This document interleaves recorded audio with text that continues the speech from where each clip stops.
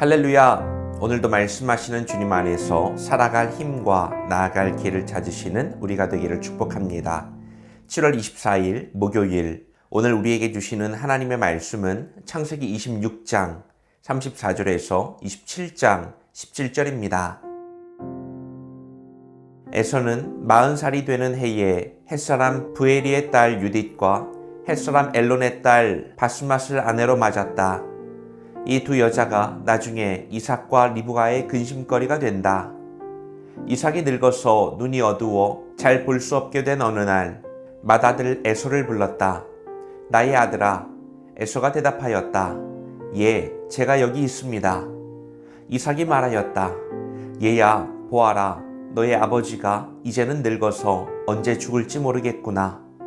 그러니 이제 너는 나를 생각해서 사냥할 때에 쓰는 기구들 곧 화살통과 활을 메고 들로 나가서 사냥을 해다가 내가 좋아하는 별미를 만들어서 나에게 가져오너라. 내가 그것을 먹고 죽기 전에 너에게 마음껏 축복하겠다. 이삭이 자기 아들 에서에게 이렇게 말하는 것을 리브가가 엿들었다. 에서가 무엇인가를 잡아오려고 들로 사냥을 나가자 리브가는 아들 야곱에게 말하였다. 얘야, 나 좀 보자. 너의 아버지가 너의 형에게 하는 말을 내가 들었다.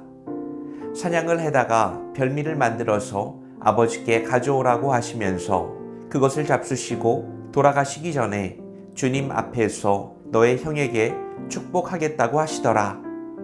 그러니 얘야, 너의 어머니가 하는 말을 잘 듣고 시키는 대로 하여라. 염소가 있는 데로 가서 어린 것으로 통통한 놈 2마리만 나에게 끌고 오너라. 너희 아버지가 어떤 것을 좋아하시는지 내가 잘 아니까 아버지가 잡수실 별미를 만들어 줄 터이니 너는 그것을 아버지께 가져다 드려라. 그러면 아버지가 그것을 잡수시고서 돌아가시기 전에 너에게 축복하여 주실 것이다. 야곱이 어머니 리브가에게 말하였다. 형 에서는 털이 많은 사람이고 나는 이렇게 피부가 매끈한 사람인데 아버지께서 만져보시면 어떻게 되겠습니까? 아버지를 속인 죄로 축복은커녕 오히려 저주를 받을 것이 아닙니까? 어머니가 아들에게 말하였다. 아들아, 저주는 이 어미가 받으마. 내가 시키는 대로 하여라. 가서 2마리를 끌고 오너라. 그가 가서 2마리를 붙잡아서 어머니에게 끌고 오니 그의 어머니가 그것으로 아버지의 입맛에 맞게 별미를 만들었다. 그런 다음에 리브가는 자기가 집에 잘 간직하여 둔 맏아들 에서의 옷 가운데 가장 좋은 것을 꺼내어 작은 아들 야곱에게 입혔다. 리브가는 염소 새끼 가죽을 야곱의 매끈한 손과 목덜미에 둘러주고 나서 자기가 마련한 별미와 빵을 아들 야곱에게 들려주었다. 오늘 말씀은 이삭의 축복을 둘러싼 가족의 이야기가 펼쳐지는데요. 겉으로는 아버지의 축복을 받으려는 아들들의 이야기 같지만 그 속에는 우리가 놓치기 쉬운 신앙의 본질이 담겨져 있습니다. 자, 먼저 상황을 한번 정리해 보겠습니다. 이삭이 늙고 눈이 어두워졌고요. 죽음을 앞둔 상황에서 맏아들 에서를 불러서 축복하려고 합니다. 고대 근동에서 아버지의 축복은 단순한 격려가 아니라 법적인 효력을 갖는 유언이자 계속해서 이어지는 맥락 속에서 하나님의 언약을 계승하는 의식이었어요. 그런데 이 대화를 엿들은 리브가가 둘째 아들 야곱을 위해서 계략을 꾸미죠. 자, 여기서 중요한 점은 하나님께서 이미 리브가의 태중에 있을 때부터 큰 자가 작은 자를 섬기겠다라고 말씀하셨다는 것입니다. 즉, 야곱이 축복받는 것은 하나님의 계획이었습니다. 그런데 문제는 그 계획을 이루는 방법이었어요. 리브가는 하나님의 뜻을 알고 있었지만 그 뜻이 이루어지는 과정을 믿지 못했습니다. 그래서 자신이 개입해야 한다고 생각했죠. 마치 아브라함이 하나님의 약속을 기다리지 못하고 하갈을 통해서 이스마엘을 낳았던 것처럼 말이에요. 자, 야곱 역시 마찬가지입니다. 하나님의 약속을 믿었지만 그 약속을 자신의 손으로 쟁취하려고 했습니다. 그는 어머니의 계획에 동참하면서도 아버지께서 만져보시면 어떻게 되겠습니까? 라고 걱정하는 모습을 보여줍니다. 속임수의 위험성을 알고 있었지만 그는 결국 그 길을 선택했습니다. 야곱은 형의 옷을 입고 형의 냄새를 풍기며 털가죽을 손에 둘러야만 했습니다. 자, 축복을 받기는 받았지만 그 과정에서 생긴 상처와 갈등은 돌이킬 수 없었어요. 이후에 야곱은 형의 분노를 피해서 도망쳐야 했습니다. 가족은 분열되었고요. 이 이야기에서 우리가 놓치지 말아야 할 점은 하나님의 뜻은 결국 이루어졌지만 그 과정에서 사용된 인간적인 방법들이 많은 아픔을 가져왔다는 것입니다. 하나님은 인간의 꾀나 속임수를 통해서 일하지 않으세요.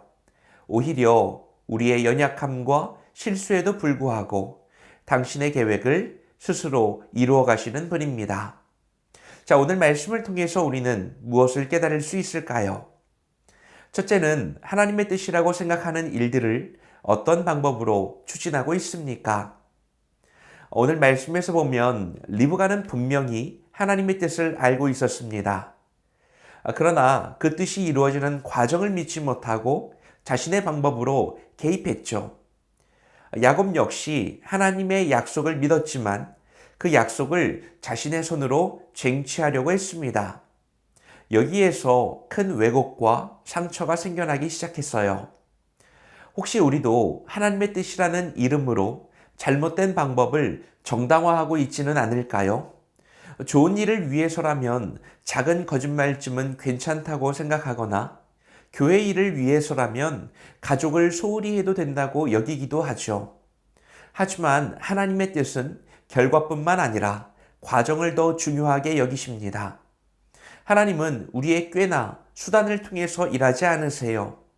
나의 그 어떠한 방법이 아니어도 하나님은 능히 하나님의 일을 이루어 가십니다. 오늘 우리가 말씀을 통해서 진지하게 물어야 하는 것은 이것입니다. 내가 하나님의 뜻이라고 생각하는 일들을 이루기 위해서 어떤 방법을 사용하고 있는지, 오늘 하루 혹시 리브가나 야곱처럼 조급한 마음으로 내 방법을 앞세우고 있지는 않은지 점검해 보시기 바랍니다. 그리고 내 방법이 아니어도 하나님은 성실하게 하나님의 약속을 이루어 가시는 분임을 우리가 더욱 믿고 신뢰해야겠습니다. 주님을 믿읍시다. 자, 둘째는 내가 바라는 복을 얻기 위해서 남을 속이고 있지는 않습니까? 야곱이 받은 축복은 분명 하나님의 계획이었습니다. 이미 예견된 일이었죠. 하지만 그 축복을 받는 과정에서 그는 자신이 아닌 다른 사람이 되어야 했어요. 형의 옷을 입었고요. 형의 냄새를 풍겨야 했고요. 심지어 자신의 매끈한 피부를 감추어야 했습니다. 모습을 왜곡시켰다는 것인데요. 여러분, 이것은 비극입니다. 하나님이 자신에게 허락한 고유한 방식을 버리고 누군가를 흉내내는 삶으로 변신해야 하는 현실을 보여주는 것이죠. 이것은 오늘날 우리에게도 시사하는 바가 큽니다. 우리가 진정으로 원하는 것이 하나님의 축복이라면 그것을 받기 위해서 나 자신을 속이거나 누군가처럼 보이기 위해서 포장할 필요가 없습니다. 하나님은 있는 그대로의 나를 통해서 당신의 복을 우리에게 내려주시기 때문입니다. 그러므로 우리는 깨달을 수 있어야 해요. 진정한 복은 내가 누군가를 흉내내거나 속임수를 써서 얻는 것이 아닙니다. 오히려 하나님 앞에서 정직하게 서 있을 때 그분의 때를 기다리는 가운데 주어지는 것입니다. 야곱처럼 형의 옷을 입고 다른 사람인 척하면서 복을 받으려고 하고 있지 않은지 우리들의 모습을 돌아보시기 바랍니다. 그리고 하나님께서 당신의 방법으로 당신의 때에 주실 그 복을 온전히 기다리는 믿음을 구해 보시기 바랍니다. 그때 인간이 예상하거나 기대하지 못했던 전혀 새로운 방식으로 일하시는 주님을 우리가 만나게 될 것입니다. 자, 오늘 말씀을 통해서 우리는 하나님의 뜻을 아는 것과 그 뜻을 이루는 방법이 어떻게 다를 수 있는지를 깨달았습니다. 리브가와 야곱처럼 하나님의 계획을 우리들의 방식으로 앞당기려 할 때 그 과정이 얼마나 많은 왜곡과 비참한 모습이 드러나는지를 보게 됩니다. 진짜 복은 속임수나 조작을 통해서가 아니라 하나님 앞에 정직하게 설 때 우리 가운데 주어지는 것입니다.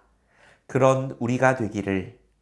오늘은 하나님이 허락하신 기회의 순간이자 축복의 날입니다. 기도하겠습니다. 사랑과 은혜가 풍성하신 하나님 아버지, 오늘도 말씀으로 새날을 열어주시니 감사합니다. 때로는 우리가 하나님의 뜻을 안다고 하면서도 나 자신의 방법으로 그 뜻을 이루려고 했던 모습들을 회개합니다.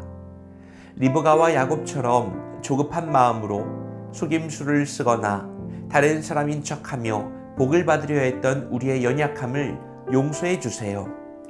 이제는 하나님의 방법을 신뢰하며 주님의 때를 기다리는 믿음을 허락해 주세요. 있는 그대로의 모습으로 하나님 앞에 정직하게 서서 진정한 복을 누리는 우리가 되게 하옵소서. 예수님의 이름으로 기도합니다. 아멘.